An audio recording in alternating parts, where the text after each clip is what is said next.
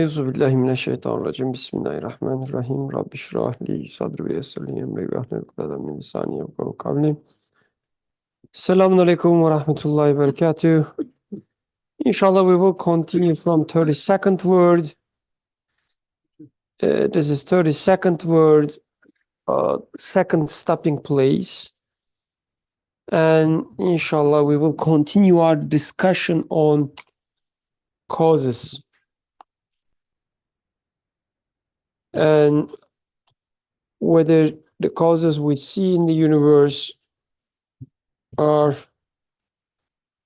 an indication of partnership in the creation or not, whether they act like the partners to the God or not, and so on. But before we start reading the text, it will be a short one. Kadir, since you have the microphone, I mean, it's just fade, right?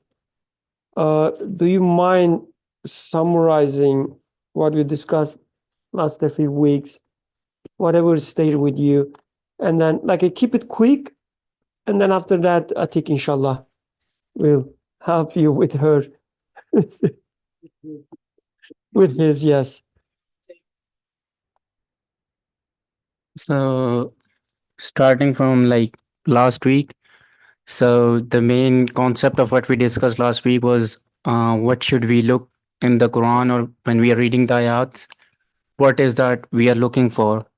And that is what we discussed as you should not be reading the Quran literally, but you should be trying to understand the meaning that is being entitled in over there in that ayat. And the same way, there are different phases of the creation, and you need to learn from that. And as from the text that is being discussed here, what has stayed with me, or what when I was reading for myself, is that Wait a second. Everybody, please. Can you repeat the last thing you said? When you were doing what? reading by myself. Oh, you are reading the text yourself before coming here and you're studying. Is that so? Alhamdulillah. MashaAllah. MashaAllah. Everybody, please take it as an example. You should be doing that. Please go ahead. Kadir, thank you. Jazakallah. So the main thing that I understood is the question is being asked is is the cause in itself creating something? And then Nursi gives different examples of how the cause is not able or is not creating anything, and then he goes on to explain it from a human perspective as well. Like, we have the choice of doing something, but that in itself is not even creating something. And he gives the example of eating food. So you are making the choice of chewing food, everything else, you getting that nutrition and everything else, that is not in your control. So from what he is trying to make a point is that you're not creating that nutrition in your body, you're not creating any of those things. You're just making a choice to eat food. And yeah, that is what stayed with me, what I understood. Alhamdulillah. Zarin, would you like to help us to remember what we've been discussing before passing the microphone to Dua, inshallah? Or you can just summarize what stayed with you. Like, you don't have to mention who said what, how we discussed it, and so on and so forth. Just what stayed with you. Okay, so I think Qadir summed up what we discussed in this section as to whether causes can be God's partner. And I guess similarly, like, even we seemingly have this power to choose to do something, but then the outcomes are completely out of our control. If we, the example here is, one of the examples is eating. Like, we may choose to put something in our mouth and then chew, but then from that point on, everything is governed by processes that are completely outside of our control. And I think one part we left that we left the discussion, and I think we were planning to discuss more today, is this concept of like speech. And I think this kind of description stayed with me in that it was a bit hard to make sense of like the analogy of like speech. Like it's a bit different from like the concept of choosing to eat food, but whereas with speech it's like there's a lot more in terms of how like sound is actually getting transmitted that like I guess university is going into. So looking forward to thinking more about that today. Yeah, so, and Dua, if you are volunteering, thank you for that. Can you give us the bigger picture? Like, can you locate what they said into the bigger picture? Why we are studying this? What's going on? Again, like you don't have to remember what was the beginning part of the text. So don't try to cheat. Whatever stayed with you, like why do you think we are studying this thing? I have no memory of last week. That's great. But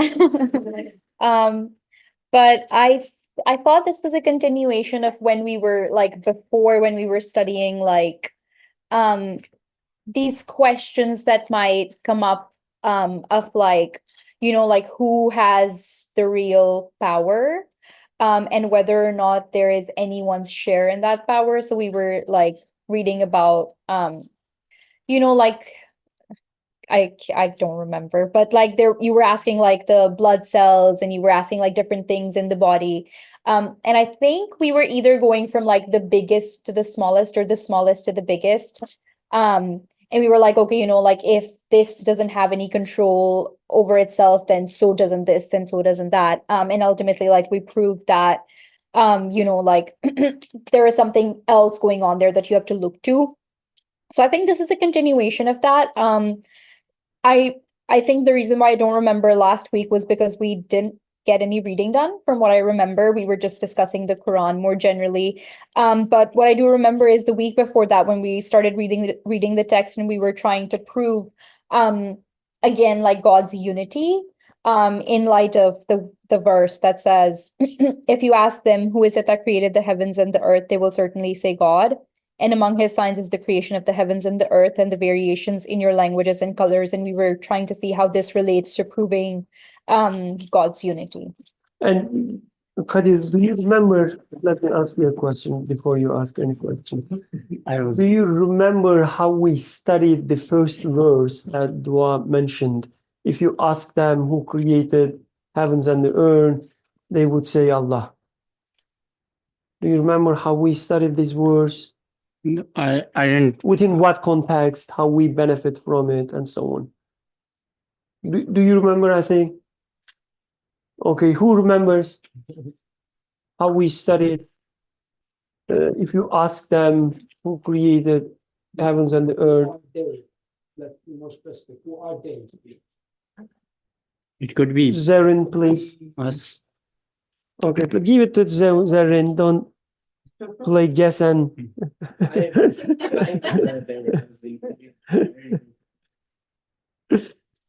I guess like we maybe would have like started like thinking I guess about they as like maybe the unbeliever, and I guess like maybe like I guess some of the context for this like discussion is like what is the point of view and the argument of the like the perspective of the non-believer summarized as like just one kind of perspective because it encompasses all forms of unbelief that isn't la ilaha illallah.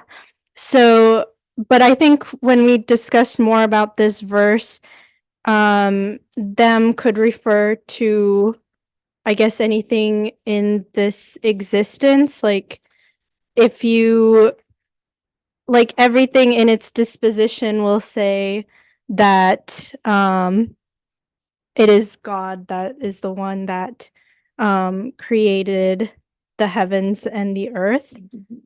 Would you be kind enough to help Mohammed Sian here, the poor guy, to understand what you mean with their disposition? They would say Allah, with maybe a small example. So maybe, for example, I guess you could take it in the way as like maybe like a flower you see when you're walking to work. It was created with a certain pattern, a certain color, and it has like certain number of leaves, so it has certain qualities that, like, one could say that it was created or it just happened by chance, but then, why this specific pattern? And then if you walk a little further, you see another plant that has a completely different shape, a different pattern. But then you also know that both plants um, need water to grow and need sunlight. So you can see, like, in the creation, there are things that have a certain order to them, but then there are also, I remember talking about like the multiplicity in the creation. Like, there can be so many different types of flowers, but they all behave a similar way, at least. I think we also mentioned, that was just an example I came up with on the spot, but I think we also mentioned like human faces as well, like talking about how we all have differences in our facial features, but then you can recognize like someone's like face, like you can say that this is one face, like this is just a face, but there are varieties of faces and it still points to one face. So also, like, kind of like how a prism can split like one beam of light into multiple colors. I think we talked about how those like multiples point back to one. I think that was part of the discussion. Was it any helpful, Mohammed Sian? Alhamdulillah. So let's ask Zarar. Zarar, are you able to speak? I see that you comment. So if you are able to speak, Zarar, and I take your silence as yes, you can ask me the question, I will speak. Could you like, oh, in a meeting? Okay, I don't. Okay, that's awkward. So let's go with Mohammed Sial then, inshallah. Big downgrade. So no, it's an upgrade. So Mohammed Why Sial. is he working right now? So let's Oh, concentrate on this ayah. If you ask them, we'll say Allah, right? Yeah. If you ask them who created, and like, how do you understand this ayah? Like the answer is there. Like with them, we said anything in the creation. Okay, I have grapes. I'm eating grapes, and now you are asking grapes, who created you? Okay? And the grape says, according to this ayah, oh, Allah created me. So what do you understand from that? What is it that Allah? Like what grape tells you? Help us understand. The grape is telling you that first of all, I didn't create myself. The things around me didn't create me either. These characteristics that are coming from me, what you're observing within that grape, it's the source of it can't be the grape itself. Like what? Like what characteristics? Like as if you're talking to Ali. The grape is a beautiful color. It's a Okay. beautiful bright color. When you bite it, it tastes sweet, tastes good, appeals to your desires, and it fulfills you. So it satiates your needs, and also it's created in a way that is first like it's crafted to what you would want of it. So what you like of it. Um, so clearly the grape doesn't know you, and it doesn't have the knowledge to, produce those sentiments that or those experiences that you're having in that moment. So it couldn't have come from the grape. But then you also observe the things surrounding the grape. It couldn't. You might next look at the plant that it came from. Clearly, it didn't come from this plant either. Doesn't possess those characteristics. And then you continue looking at that plant. Where did that plant come from? A seed. How could the seed even produce this plant in the first place? So that's even beyond, like, you look at the seed couldn't even produce the thing that produced the grape. So you keep going in this, like, none of these things have, they're all, connected, but none of them within themselves could possess the ability to um create what came before it or even what came after it. So that's saying just within that, one level. But then you look at the whole system together, like none of it. It would all have to be working. It all has to work together. And so that knowledge only is not only in that one specific thing, but it's knowledge of, the whole Everything that working they are system, embedded. right? So that's how the grape is communicating that it didn't come from me. It didn't come from the thing before me, after me.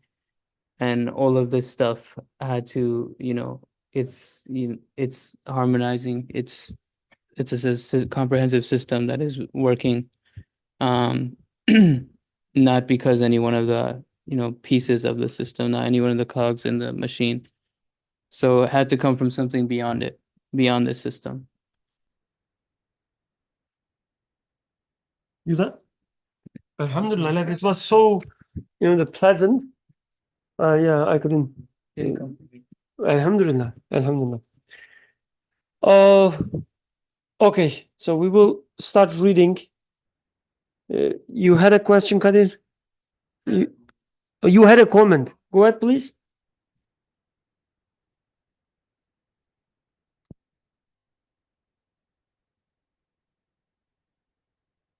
I just wanted to add on, like, the causes thing and like why the causes are present. And one thing that remained with me is like they're present because they're manifesting the names of the creator. And then there is like a really good line. It says, "I am a tray bearer for the gifts of the I compassionate one." am a tray A bearer. tray Okay. bearer for the gifts of the compassionate one. So I just wanted to highlight that. Alhamdulillah. So yeah, today we should put some emphasis on that.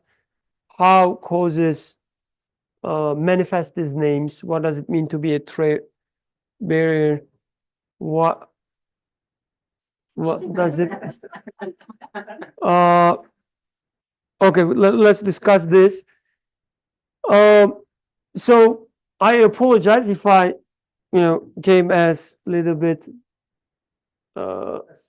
assertive with my questions and so on, but you should be getting used to it because, like, this is not a place we just listen and enjoy. Okay, so we are students. We are students of Quran. We are students of Risale.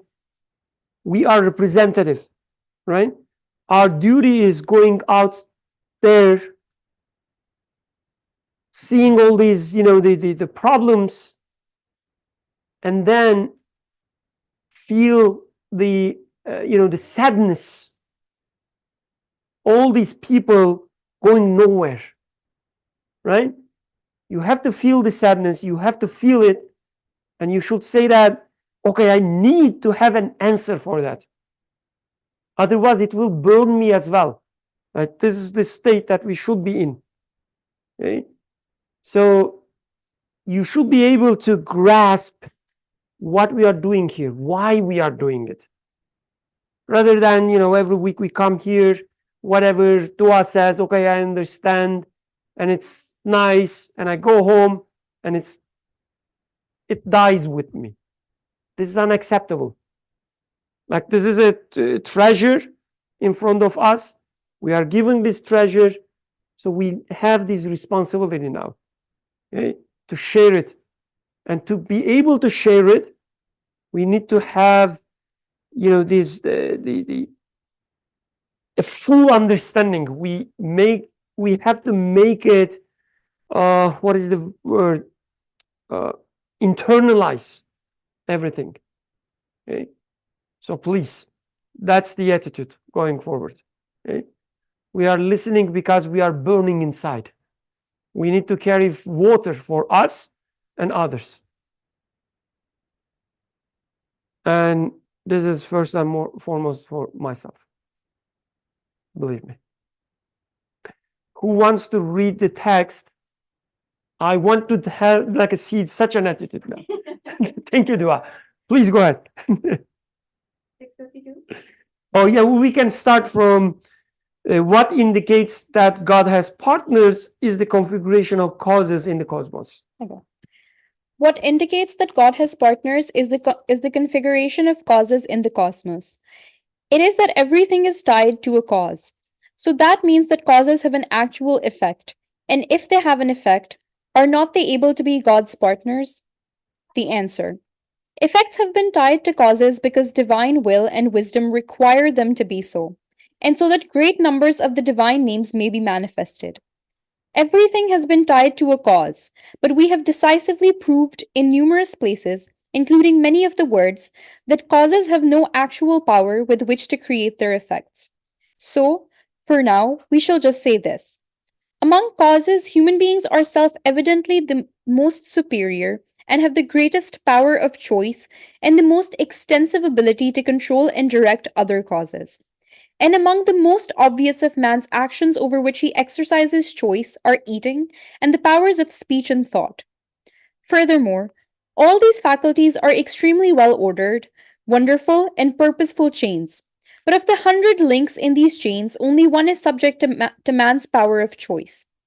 For example, in the chain of actions concerning food, which stretches from the nourishment of the body's cells to the forming of fruit, only moving the jaw and chewing the food is subject to man's choice. And in the chain of speech, only exhaling air and blowing it into the mold of articulated letters. And while a word in the mouth is a seed, it becomes like a tree. In the air, it yields the fruits of millions of the same word and enters the ears of listeners along with millions of others. Man's imagination can barely reach this metaphorical shoot. So, how should the short arm of choice reach it? Since among causes, man is the most superior and has the greatest power of choice, and yet his hands are thus tied from real creation, how should other causes, such as inanimate creatures, animals, the elements, and nature, have any real power of disposal over other causes? Each of those causes is only a container, a cover for the dominical works, a tray bearer for the gifts of the compassionate one. Of course, the receptacle for a king's gift, or the handkerchief in which it is wrapped, or the individual who brings the gift, which is placed in his hand, can in no way be partners in the king's sovereignty. Anyone who supposes that they are partners is imagining nonsensical absurdities. In the same way, apparent causes and intermediaries can have absolutely no share in God's sustaining of his creatures. Their lot is only to perform a service of worship. Do we want to read the second name as well? Okay.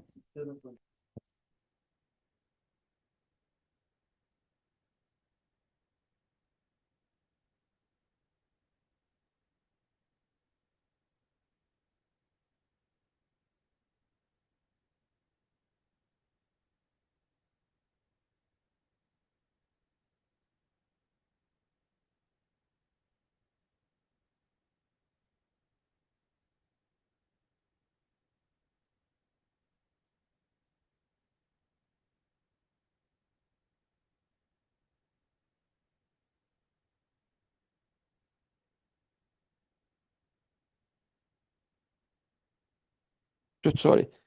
Yeah, let's read the question and then let's study the question. Okay, so the question is, what indicates that God has partners is the configuration of causes in the cosmos. It is that everything is tied to a cause, so that means that causes have an actual effect. And if they have an effect, are they not are they able to be God's partners? So what is this question? What it is telling us? Like with maybe with an example that comes to your mind. What is question? What it tells us? Like what is being asked even? So I guess just to give some context for me, like we said before, in the previous word we covered all the things that could be partners as well, like particles, blood vessels, stars, galaxies, and all those things. They are sort of like material things. And so if we kind of ruled out that material things cannot be God's partners, well, you could have some things that are not material, and maybe they could be, God's partners. And one such thing, I guess, non-material thing that could be a God's partner here is the causes. So, like abstractly, I guess I know what a cause is. Like you have some event and you have a cause. So maybe that cause is also a thing. Like maybe it's God's partner. And now we're questioning whether a collection of all those different causes in the world, they could be a God's partner as well. And yeah, that's the question. Okay. Who wants to give an example of cause and effect? Very simple that everybody can understand. I guess one example is, say I walk into a room, all the lights are off. I flip the switch and that causes the light to turn on. So the cause was me turning on the switch and the effect was the light turning on. And like maybe in my mind I would know like, oh yes, God is the reason behind all of this, like the electrical configuration of the light of whoever built the God created whoever built the building and whoever made this electrical configuration work the way it does. But maybe in that moment, I wouldn't see sort of like the creator being the one who's like causing the light turning on. I would see it as the switch, me turning on the switch equals the light turning on. So in that sense, maybe like there's a partnership being ascribed. And is this a real question? Like, do you know anybody asking such a question? Or don't you think these causes have actual effect and aren't they the God's partner? Or is it just a question so that we understand a certain thing? Is it like a made up question maybe? I don't know like how relevant this is, but it is an actual thing because this, like when I was reading this, it reminded me of Newton, or like a scientist. Thank you. It reminded me of a Newton is scientist. not just a scientist, it's a pretty good one, but I think it was Newton, but it could have been someone else as well. But he wanted to calculate the elliptical orbit of planets, and basically, so Newton was really tied to God, and he wanted to prove, God's existence and blah blah through science, and he really wanted to show that the orbit was off by the calculations, because if it was off, if the calculations didn't make sense, that means there was a God. Right? So if everything is making sense, like if the calculation is right, then that is the cause, and it should have that effect that like the planets and everything is sustained. But if that cause, like if there isn't a cause, then that suddenly means that God exists, because you need someone to have that effect like come about through. So because it was present at like so long ago, like even then, like it was a relevant thing, there is this lapse in our thinking where we do connect effects to causes, and we think of causes as the God. okay, good luck, Mohammed. How about anything? Yeah, please.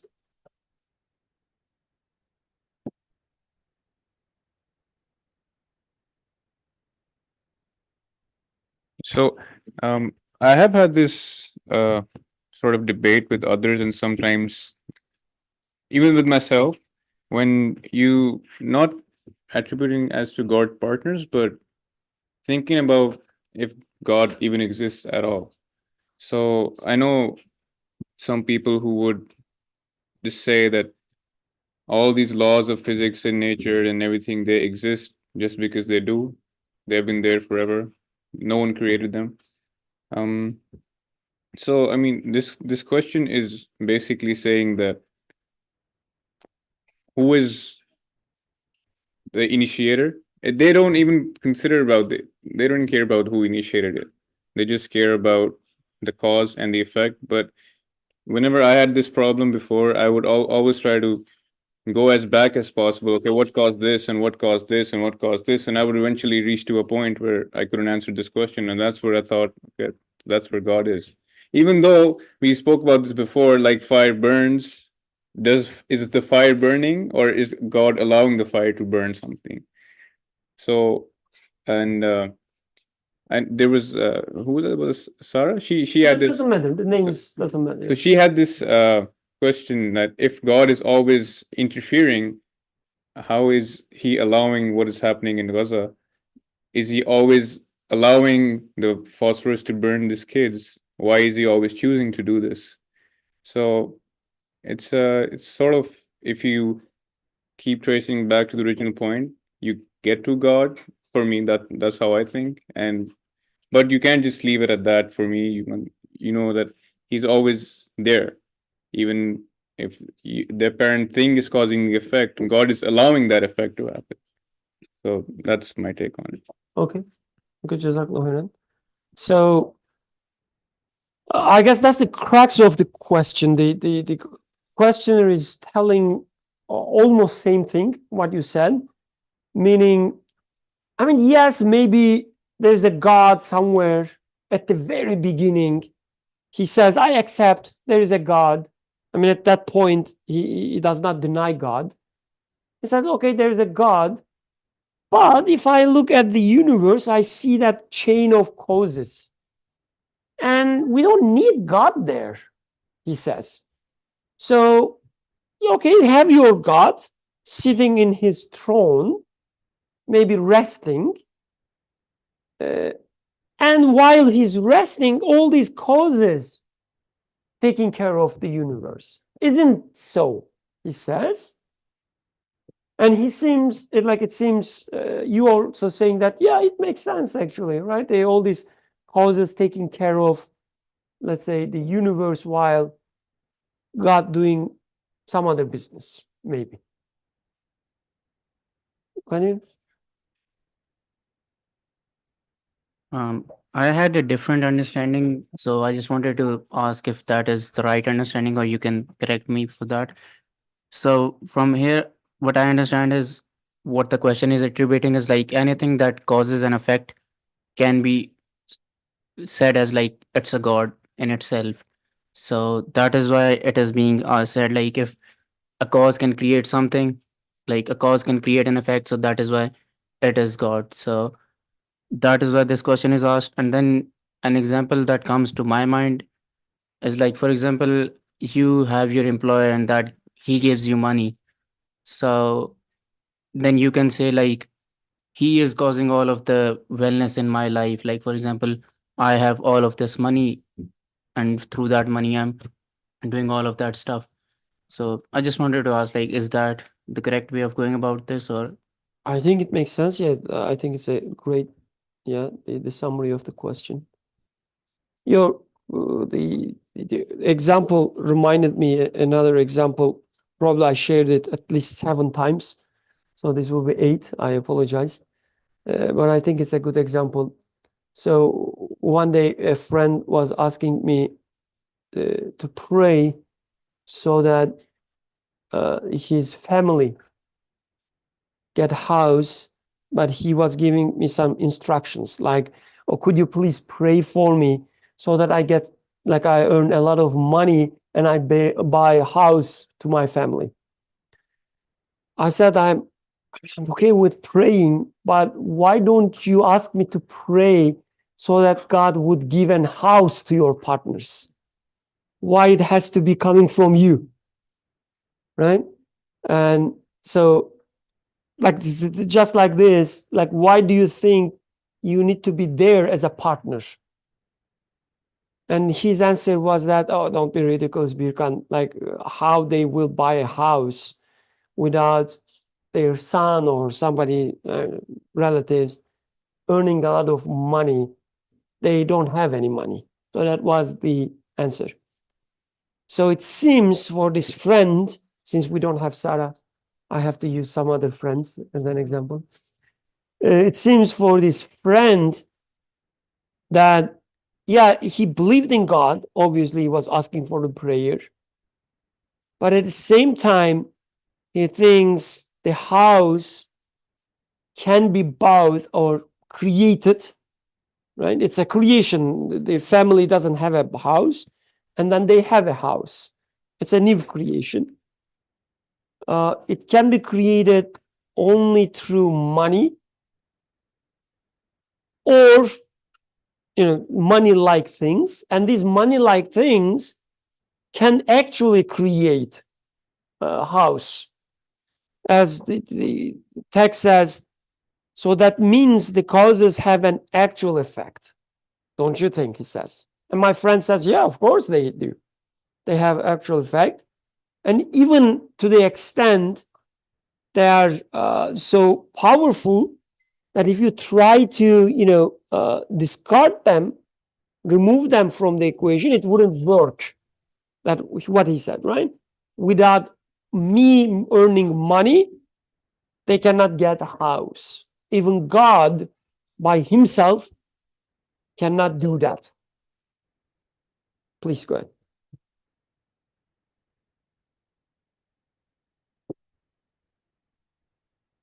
Just a small comment.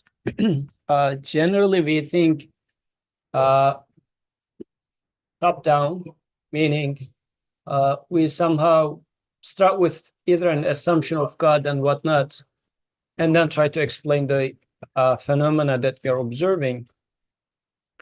And our initial assumption might not be very much coming from substantial reasons.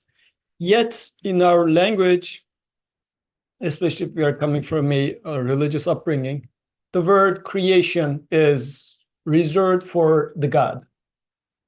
And this is why when you say, for example, a cause is creating the effects, we will say, no, we don't call it creation. Like causes are making it, or it comes out of that. So as if the two are separate things. But since the initial assumption or idea of God is not substantiated, then the word creation, God creates something, is also hanging in the air. It's not meaning much in this sense.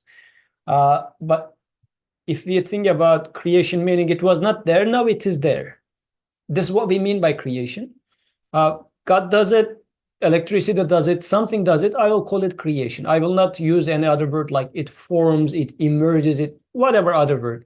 So if there is fire, burning was not there, I put the fire, now burning is there, so burning is created. What created, or what put this forth, if you would like to call it this way? If you don't mind, it's really interesting. I just remember in Quran also the word, what is it, the ja'ala, right? Like brings. Like sometimes it says that God creates something, halal, but sometimes the word brings forward, or brings is used. It was not there, now it is there. Mhm. Just like So in this regard, this is why, as Kadir was saying, whatever is creating something would be God or partner of God. And by creating, in here we are meaning it was not there, now it is there. And to what am I attributing this to? Is it, if the example is burning, if I attribute burning to the fire itself, then fire created burning.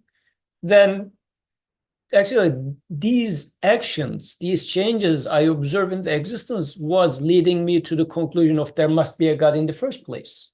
So if it's not leading me there, but burned refers to the fire, then there's no room for God anyways, because I already explained the phenomena over there.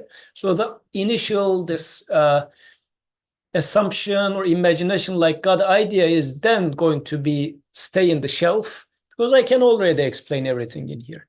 So just to, since the word create is compartmentalized and sacred, maybe we are just not touching it, saying that, oh, these guys are just talking about some stuff which they, no, we are knowingly using the word create in there to refer to fire and burning.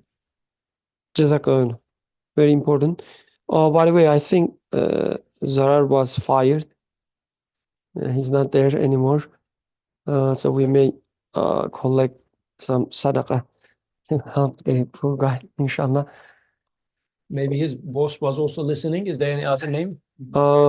No, I don't think so. I mean, unless he's working for Hatice Beyza or Mirta. Okay, let's go with Atik, inshallah, since he's. Would you like to add any serious comments, questions? Okay. Zarim, please. Yeah.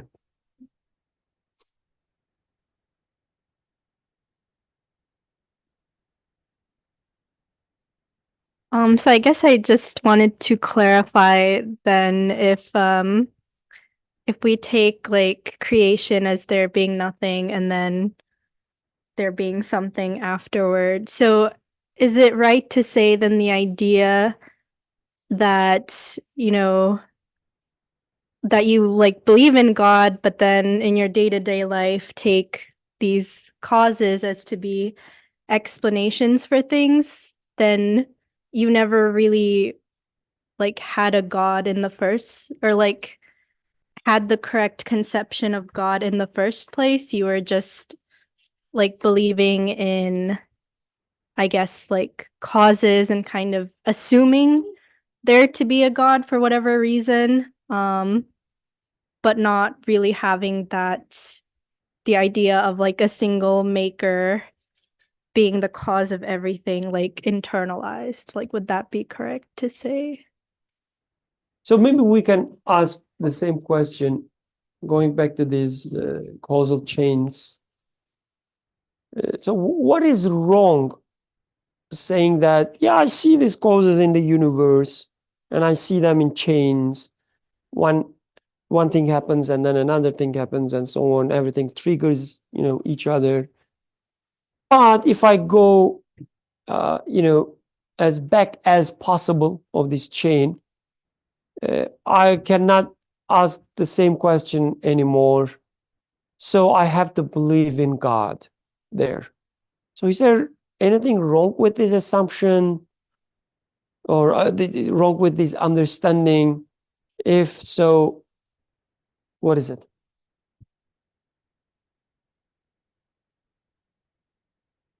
Who feels comfortable with such an understanding? Let's start from there.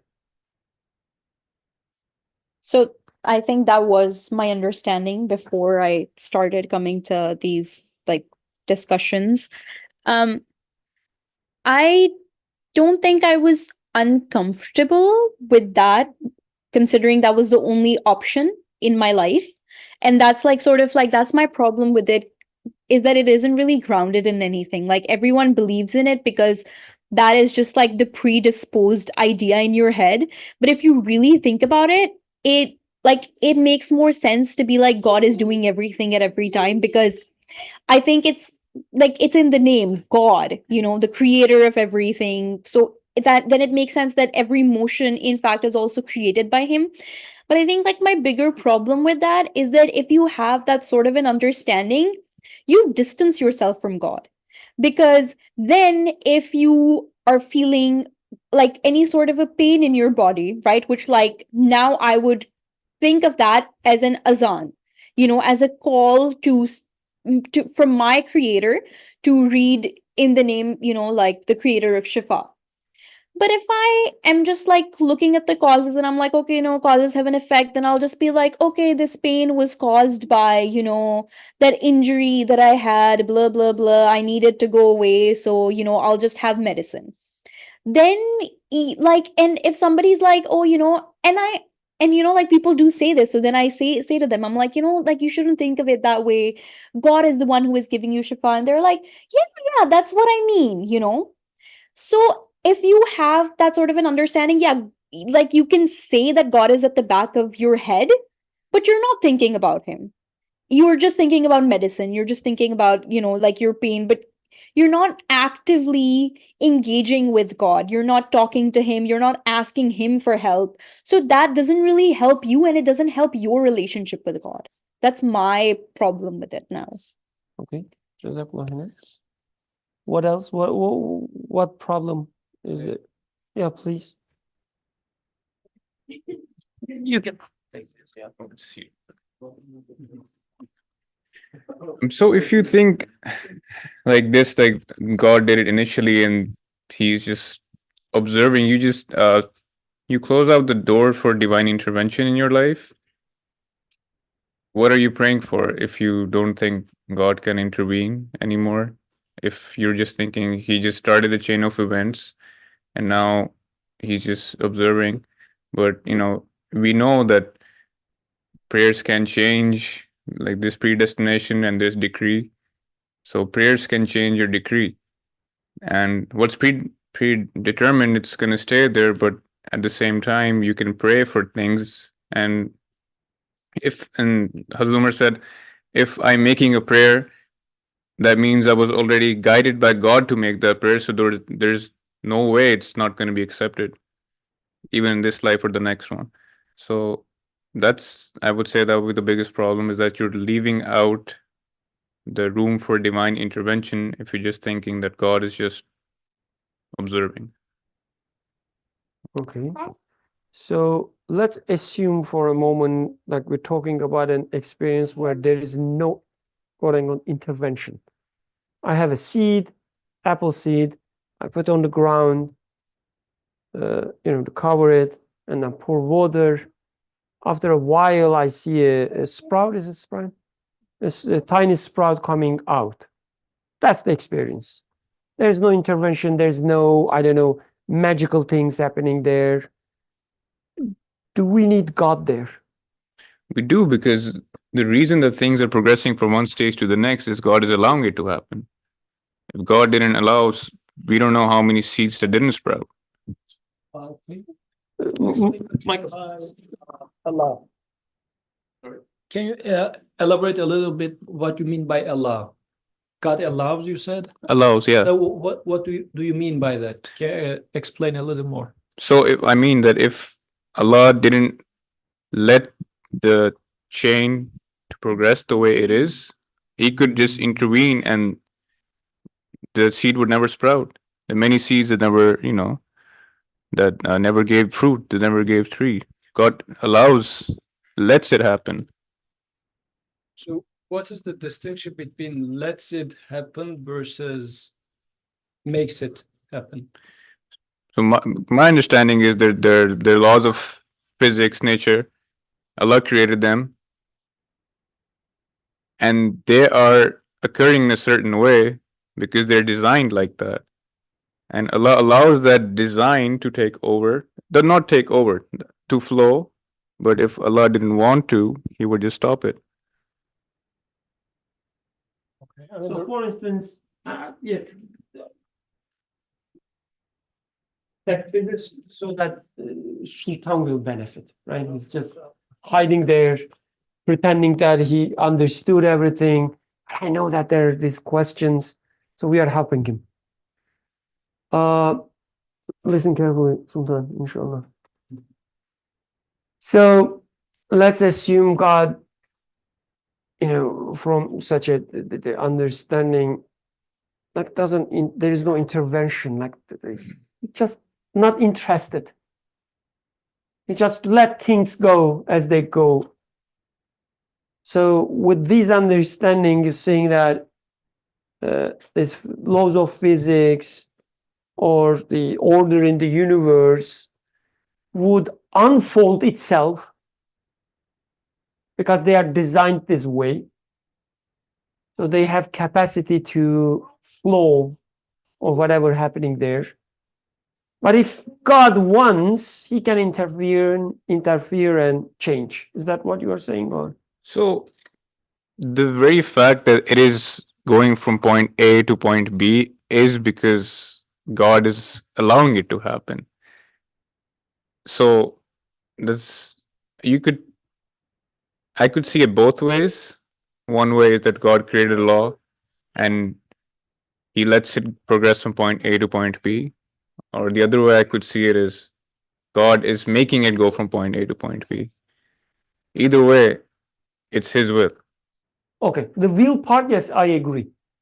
But between these two scenarios, it seems, at least to me, there's a big difference. Mhm. Like from point A to point B, something moves, and I can say that it moves itself, but God allows.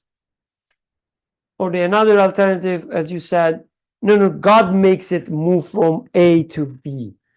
So allows is because we have free will. There would be God wouldn't make anyone do a sin. Let's talk about the seed or an electron. Forget Mhm. about the wheel. Mm-hmm. A tiny particle moves from A to B. Mm-hmm. Like I throw this and it goes from here and there. Mm-hmm. So this from here to there, what happens? So that's the question. So I can take it as, again, I'm giving an example from a child, but we're not talking about free will. Okay? Just think it as a Inanimate object. inanimate object. So my daughter, she comes here and she starts running. Okay? And I allow her to run, which means I don't say anything. Like you don't prevent. I don't prevent. I don't say, oh, Bushra, don't run. It's you making too much noise and everybody is disturbed. Don't do it. I'm not doing this. I'm not saying anything. And she keeps running. So if I understand it this way, I would say the running part is this girl is doing, right? She doesn't need me to run. She can run by herself, right? But by doing nothing, actually, I'm just allowing her because she can run it herself anyway. But if I want to interfere, I would just, just stand, hold her, and she cannot run anymore. And to me, it sounds like, and I'm not criticizing, I'm just trying to understand. It sounds like what you are saying is like this. If you let the particle, if you don't interfere, it would move from here to there by itself, following certain laws and so on. But if God wants, he can interfere. But if he doesn't do anything, if he is idle, then the particle would move anyway. But he is upholding the universe still. Why? I mean, if particle can move by itself, so for instance, if my girl, the daughter, if she can runs by herself, who would believe if Aisha Nur says, oh, do you know what? It's Birkan holding this, the phenomenon. Like it's Birkan making her run. Nobody would believe that, right? Would believe that. No, I mean, yes, he's allowing her to run, but he's not doing the running thing. She's doing it. The same way, everything moving by itself. And we don't need God here. We can have an idle God, wouldn't interfering, and then everything would go, right? Yusuf? So I think the major problem with what we were suggesting is what's the problem in there? This was the question you were asking. The problem is nothing indicates that cause is creating the effect. This is the problem. Like it is an assumption. And I am just falling for that. I'm accepting this as a fact. This is the problem. I am accepting something that is not real as real. This is the problem, and it has many consequences. But the crux of the problem is I say true to something which is not true. And just to give the dumbest example, we spoke a lot about it here. But if, let's say, I mean, Zarin gave the example of a switch, but I'm going to give a simpler example with this Paulo's experiment, which we mentioned a lot in here. So Paulo was training the dogs, like before feeding them, he was ringing the bell, then giving the food, ringing the bell, giving the food, and then ring the bell, then dogs are in expectation of food. So in here, if we were looking at it from dogs' perspective, yeah, food was always followed by a ringing of the bell. So therefore, if the dog thinks that bell makes the food or has a share in there, it doesn't have any reality. It's just building up a fantasy. And if the dog is going to build up its worldview based on this fantasy, like the building block is wrong. This is the issue. Whatever you build on top of that observation or assumption would be wrong, especially if you take your stand in life, make your choices based on this basically false assumption, everything else is going to be wrong. This is why the author in here is questioning this. Is it really like this sentence, that part of the sentence, the question is wrong. It says, since causes create effects, therefore they can be partners. But the since part is wrong. Yes, if causes create effects, definitely they can be partners to God. But is it like since causes create effect, do causes really create effect? And the author is saying that, well, easy, check in yourself. You are a cause which is more powerful or more likely to be able to do anything than the rest of the causes you observe out there. Can you create anything? Let's check with that. This is why we are not going into billions of years ago or anything. Just the very building block was incorrectly placed. But don't you create something? Like, for instance, create the energy in your body by eating. So this is why author is saying that in terms of like for creation, now we are now passing to the answer. Like in the answer, he is now saying, what would you expect for to be able to create something? Because if something that was not there is now there, definitely you're putting something together, which will require will, knowledge, and power. And among the universe that I see, human is the most likely thing for that. And then he says, since these three are necessary, let's choose the events that you do, which are practicing will, power, and knowledge the most. Speech, because speech is something which you are thinking, speaking, and transmitting the knowledge. There's one example. The other example is eating food and building the whole body, nourishing your body. Yes, you are apparently taking a part. Forget about the rest of the partners. Only let's see how much you take part in there. Says for the eating part, apparently you are only chewing, which is also questionable. How much of chewing do I do really? I don't really know which muscles are moving and whatnot. I just choose to chew.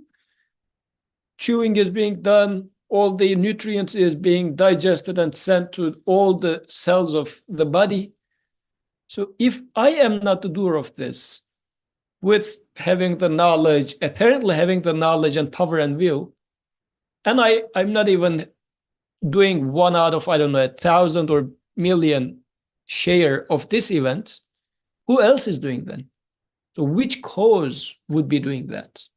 So that's sort of a very simple but important observation is really saying that at the fundamental, your assumption is wrong. So this is why, in general, this is something that I think we need to repetitively remind ourselves. Are we starting with an imagination or assumption of a God, which by itself has to be wrong because you are imagining the unimaginable? Like it is inconsistent in the first place, but then I imagine the unimaginable and try to come up with a cover story where it's going to fit the phenomena that I am observing. It's bound to fail. But if I start the other way around, no, I do see fire burning something.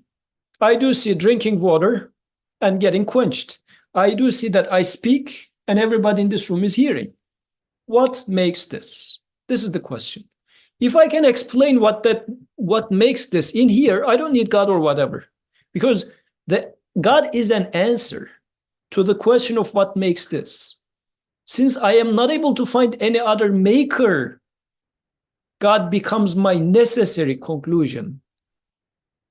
And it has to be like that. And this is how Quran is formulating it, as we keep repeating in these discussions, right? La ilaha illa Allah. Allah is at the end. It's the conclusion.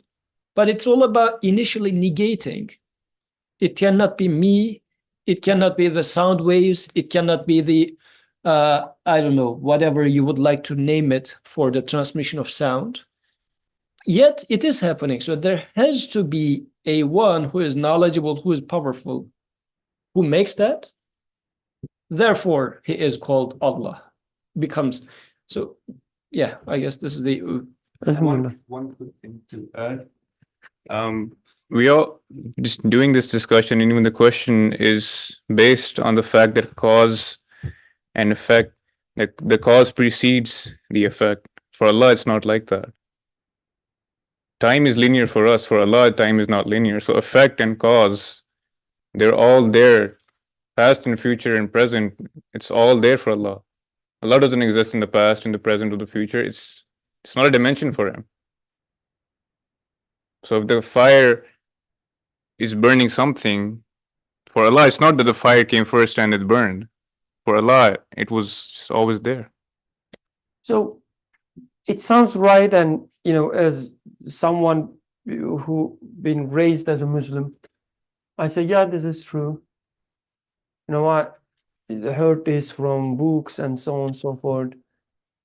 But as just a human being, my the reaction would be, what do you mean that for God it's just there, for God there is no such thing? And I wouldn't even know about it. Like I wouldn't even fully understand such a thing. Yeah. Because it's So let's try to concentrate on the part that we can understand. So there is fire, and then there is heat, right? This is how you observe.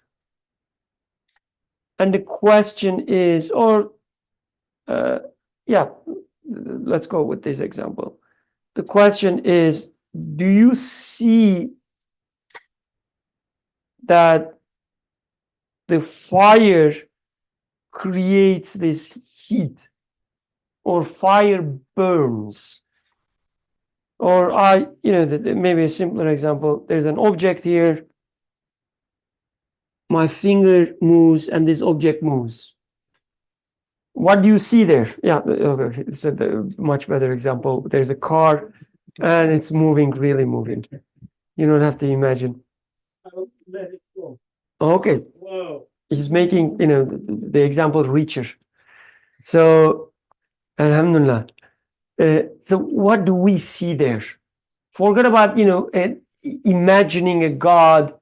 For him, it happened at once and so on.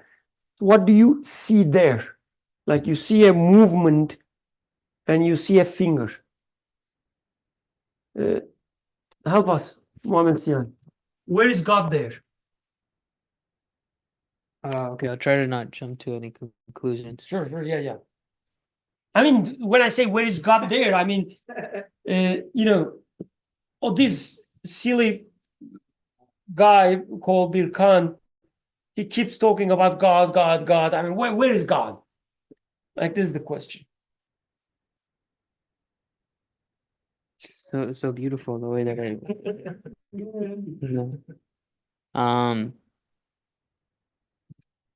I personally have a harder time like not going to the conclusion saying like God is in like literally everything there. Like what is like what is keeping that material, that matter in space in this moment, like at this time? Not only it moving from one location to the next, but how is it even there right now? Like is it like sustaining itself in this moment, or is that matter just like there forever? Like it's was created in an instant and now it's there permanently. And the only way that it leaves is if it's destroyed. Like that's one way that I guess we commonly look at it, like matter is neither created nor destroyed. That's the common, physics approach to it, and like anything in motion stays in motion. Um, but But as like Yusuf said, like these are just assumptions, right? Like Yeah. these are just repeating what we see. Like I'm asking the question how this car exists, and your answer is it exists. Now I say how it exists, and you say it exists. Don't you see? Right? This is Yeah. what it means. Matter cannot be destroyed or whatever. Like there's Yeah. the preservation of matter. It means, don't you see it exists? It's not an Yeah. answer. um, but yeah, why is it existing in each and every moment? I guess is the question. Like why does it exist right How, now? not what. How? How? Yeah. Yes. Yeah, how is it existing in each and every moment? Like, um, I don't know the best way to explain it, but it's I think we've used this example before of like films where they're made of, it's not like the image is just like moving and it's just moving from one moment to the next. In each split second there is a frame, and that frame is being created in that moment, and together all those frames create, you know, generate that moving image. So what is creating it in this very second, in this very moment? What is like um uplifting or sustaining that, what you're seeing? So how is that being created? It's not something that just exists, uh like it's set to exist and then it exists forever. Because something would have to, like, either it would have to be giving itself at that point that quality, or something else with outside of that system would have to be creating it. One analogy that helped me understand it was like thinking about a machine. And so if a machine has like a bunch of gears that are doing this work, um, like we might start to think, okay, this is moving because that gear is turning that gear and that gear is turning that gear. So something had to create this action. So obviously these are action reactions. Something had to press start on it and then it started moving. And then you have to take it one step further and saying, okay, then not only somebody pressed start on it, but something's powering it. How's it still going? Something's powering it. And that's then we start to say, oh, okay, then God is the one who's giving power to things. This is how it's moving. So God is the one sustaining it by giving it power. But I think that cuts it short, because then the question is like this gear right there in that moment, why is it even there? Like it can't just be there on its own. How? How is it there? How is it there right now in this moment? If God had just, or whoever pressed start on it is just taking a seat right now, then what is keeping it there in that moment? And what is making that material, like it has to be uh like it can't be alive on its own, essentially. Alhamdulillah. I'm having a hard time explaining it, but No, that was really good. So you started with the very fundamental thing, which is, I mean, the car that Yusuf is pushing exists, right? It keep existing. So for every instance I see it, I have to ask the question how it exists. And then it doesn't stop there. I see that when it moves, which I call as movement, like it exists in one position and then another position and then another position, it is not out of order. So for instance, Yusuf pushes it and then the car is here, then for a moment it's there, and then there, and then there, and then here, back again. We don't see such thing. We see a perfect path, right? And I have to explain this as well, like how it's following such a path. Maybe it's Yusuf's finger. So talented, so skillful, that forcing the car to go a certain path, right? Maybe that's the cause. Or maybe car itself knows and prefers to go this perfect path. I have to ask these questions. Or somebody says, no, the carpet. It would go the other way, but the carpet keeps it in this path. Or maybe it's the air. Or someone as educated as Rin, even she's not talking with her eyes, she says, oh, come on, it's the motion laws. Yes, it's the, no, it's not Zerin, it's, the more advanced. So for Zerin, it's just the laws of motion. She says, oh, there are these laws of motions, Birkan, what are you talking about? What carpet? And maybe it's the cause, right? Who's making it? How making it? And then it doesn't stop there either. I see that the car moves differently when it moves on the carpet versus, let's say, on this plastic. Thank you. That's very interactive. Now it moves differently. I'm sorry for online participants, you don't see, but Yusuf's demonstrating, it moves differently on a plastic surface. Oh, maybe car knows about its surrounding. Or maybe the surrounding itself pushing car in a different way. The plastic says, I will push it this way. The carpet says, no, I will push it that way. And then Zerin again gives me this look and says, no, Birkan, it's another variable in these laws of motion. Right? So, enough. So anyway, I'm asking all these questions. I'm questioning all these causes. Right? And as Muhammad said, I realize that none of these causes actually can do what I'm assuming to be done. So the car cannot know anything.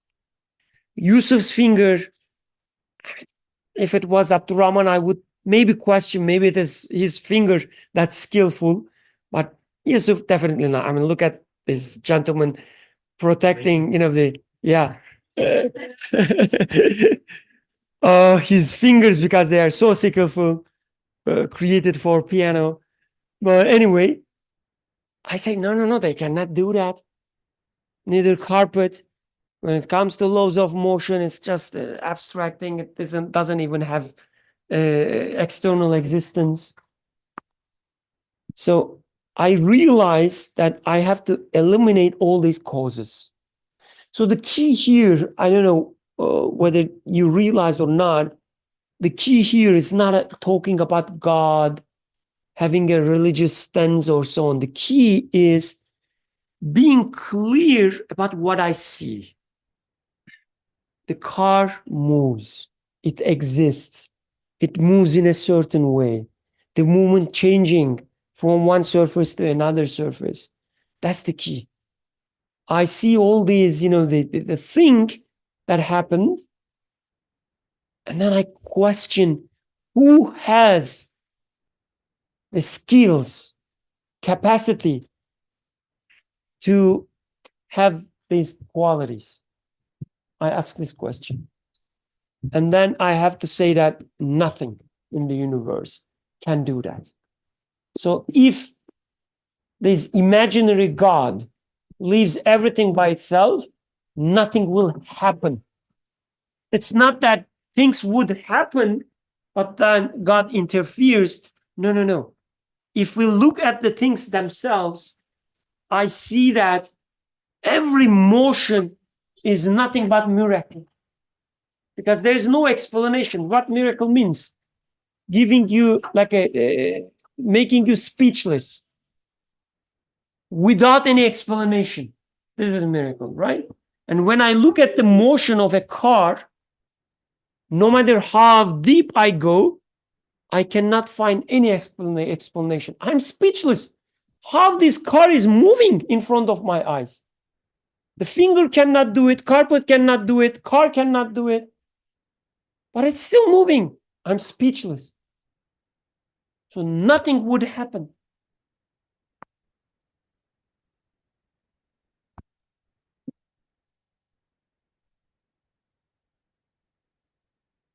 So maybe at this moment, let's move to the example that the author gave, Yes. because maybe car is not as intuitive. So specifically, I would like to pick up on the speech one, because it's a very interesting example. Like it's as easy as shouting to someone and that someone hears what you're saying. So author is saying that you being the apparently biggest actor here of that speech, and it's a phenomena that you observe, it's part of your life, you have first-hand experience of that. What is your share in that? At best, you are putting the air into a mold of some shape in your mouth, and then you blow it out. That's all you do. But the words are, like in this room, there are, I don't know, 15 people or so. People are hearing that. To everybody's ear, my message is being delivered. How does this happen? What makes that? And to this, we need to give a little thought just to see where this is going to. Like if you were brought to hear from, let's say you were born in Mowgli, was it Mowgli? Like the boy in the jungle. So you're Mowgli, they brought you to city, and now what they are doing is, in the corner of the street, there is a box, the blue box, USPS, like the postal service. You put an envelope in there, and then 2 days later, Zarar from California is taking the envelope from some locker in California. So I put it here. I put the envelope here in this box, and Zarar took it from another box in, I don't know, 2-day, 48-hour driving distance. If walking, it's quite much longer than that. It's a long distance. So what makes this?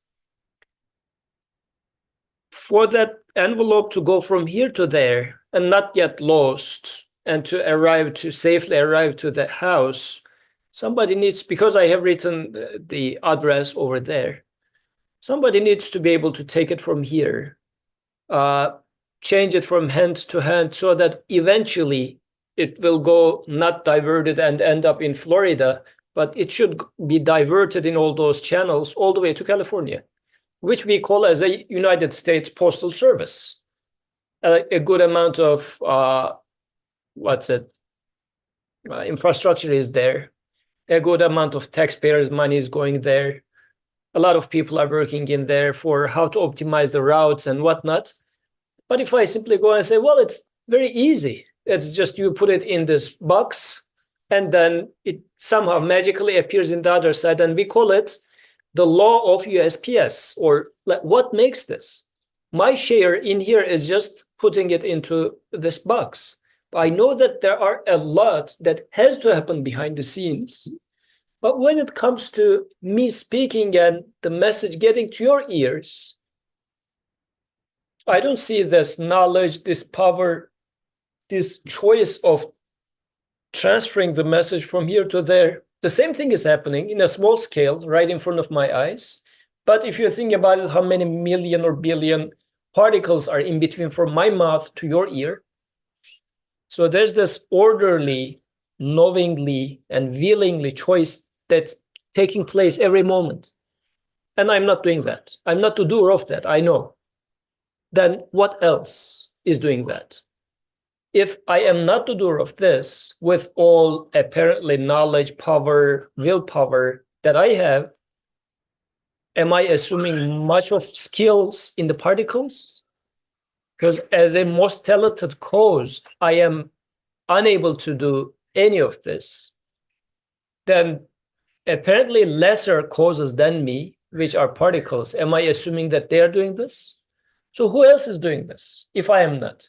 So this is why that example, the way author is now putting my skin in the game and saying that you consider yourself to be smart, you consider yourself to be able, strong. Even you are not a cause that can create pretty much anything. How about the rest of the causes? Because everything is apparent. On one hand, everything is a cause. On the other hand, everything is an effect. If you look at the universe, the most talented one of all these is not able to do anything. Forget about the rest.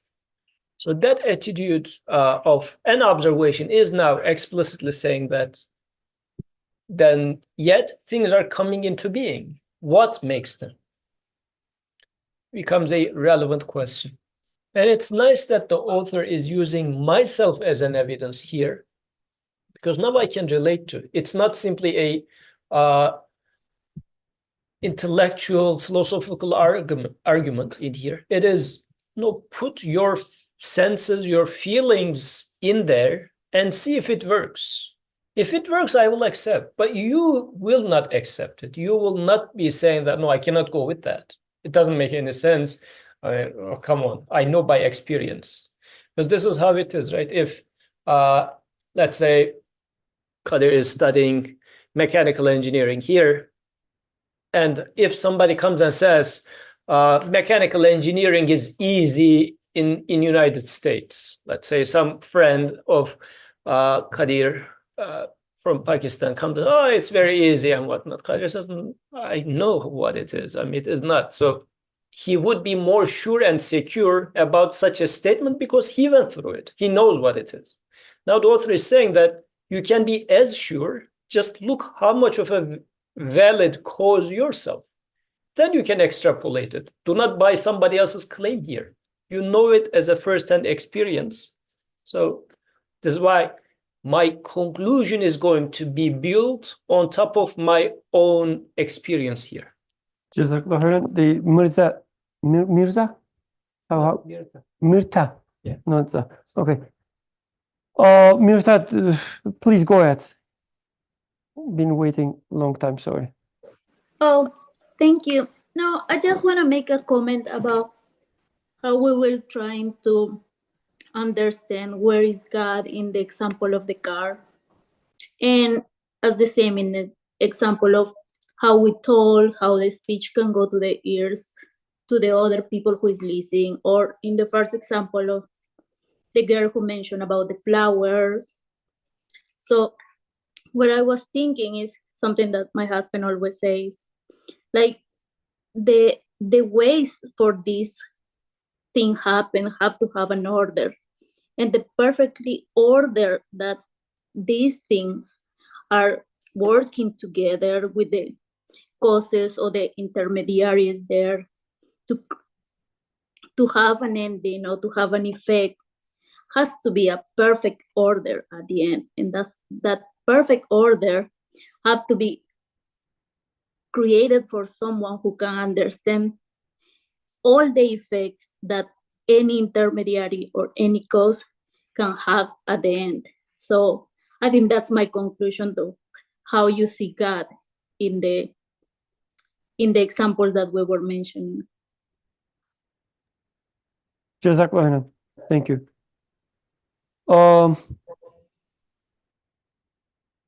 Okay, Your Excellency, would you like to add any comments? We have like 2 minutes, and the question is going at the very beginning of the answer. So he started with a conclusion. He said, the causes are there because, he said, so that great numbers of divine names may be manifested. So let's read it from my perspective. The author is saying that if you look at these apparent causes, they will tell you about all these different divine names. And this is the wisdom from your perspective. So I ask why these causes are there. An author says that don't you see through them you learn about all these divine names. So can you help us understand this, Your Honor? I probably can't help, but what comes to my mind as everyone was giving their comments, I was thinking, the Greeks, there's this Greek mythology, it's called mythology, but they see rain, they see thunder, they see lightning, and they say God of lightning, thunder, God of wind, Zeus, all these. I mean, they saw things like physical manifestations and they gave gods to them because they saw attributes there. And I was thinking maybe there's like the 2020, like the mythology of science or something, or the science mythology might be a car is moving. If a Greek looked at it, maybe, I mean, they had their own stuff, of course, but like we could say there's a god of friction actually there, or there's a god of force, there's a god of sound waves, or there's a god of electron charge. Like, I don't see any difference. Like, you should be able to say that because you witness something happening. There's a god of it. And when you give everything gods like this, that's what you have to do because everything you're witnessing something happening. So it's a god.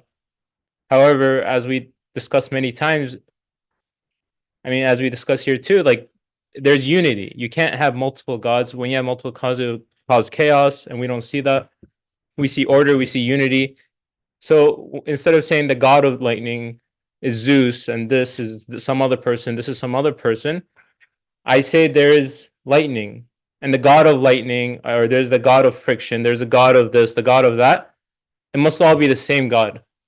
So when you're saying that each of these cause and effects point to the divine names, the way I guess using Greek mythology to help, I guess, could be each thing I look at, there's an attribute I witness there. So I could, if I look at it as its own god, I could say that's a god because there's some effect there.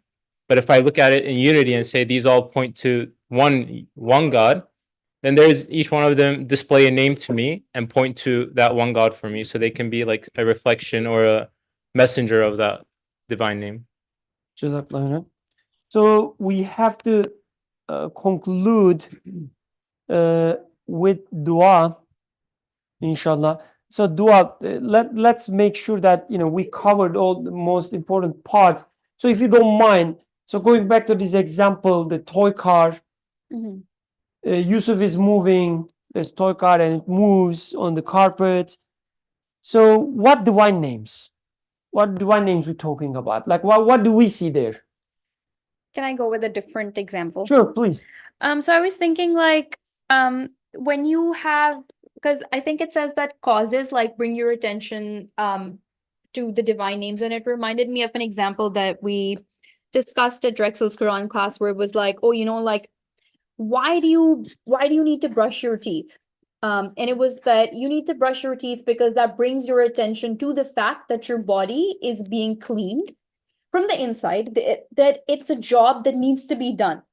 So in a similar way, I was thinking of the fact that, like if I was well fed all the time, it wouldn't really bring my attention to the fact that it was a job that needed to be done, or that somebody is taking care of me, or that somebody is feeding me. But when I, eat food and I'm feeling, full, I'm like, okay, this is another way that I'm being taken care of. And hence there is someone who is taking care of me. So there is a sustainer. Similarly, for plants blooming, like if there were no rain and plants were just like spontaneously sprouting out, I wouldn't think, that this is something that needs to be done. And hence there is a sprouter or there is a sustainer of those plants. So that is how I'm thinking of this. Jazakallah. Very, very beautiful. And we can apply the same thing to this car example. We don't have to. Any other concluding remarks? We are completing the topic, but I hope you enjoyed this format much, maybe more than the previous formats, right? Okay. So let's be prepared every week. Okay. Not to be asked questions, but when we read the text, why we are studying this text, what it tells us, what is the bigger picture, not within the text itself, but in our lives, right? What is the bigger picture, what it tells me, what I learned from this, how am I going to use it, and so on. And let's not assume that we have the answers, right? I mean, we saw that Muhammad Sial has every answer, but there's an exception. We know that. Let's ask these questions and practice. سبحانك لا علم لنا إلا ما علمتنا إنك أنت العليم الحكيم وآخر دعوانا أن الحمد لله رب العالمين. الفاتحة.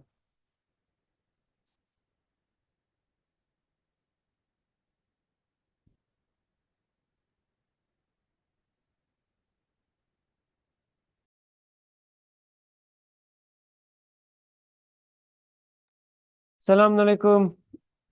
Inshallah, see you all.